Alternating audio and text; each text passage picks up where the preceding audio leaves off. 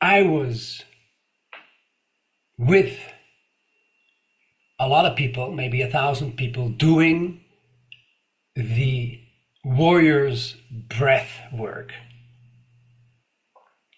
And I was sitting outside, and before we were going to do a test,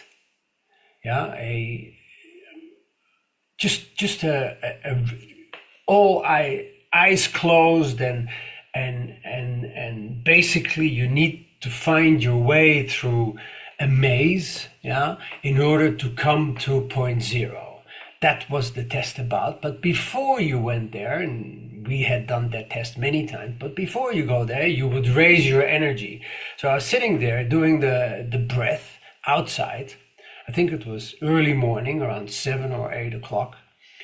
And I was always a little bit afraid of this test, because it was a difficult, hard test. If you wouldn't be focused within your mind, you would be in social consciousness, basically, and not having a good time with yourself.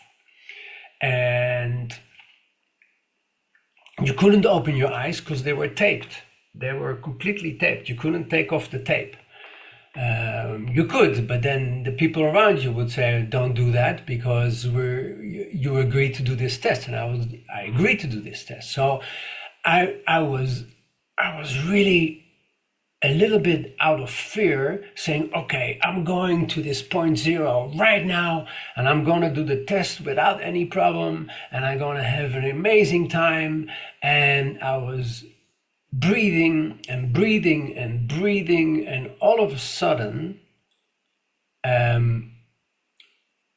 lost track of time, but I heard, sometimes people say, that is heavenly music.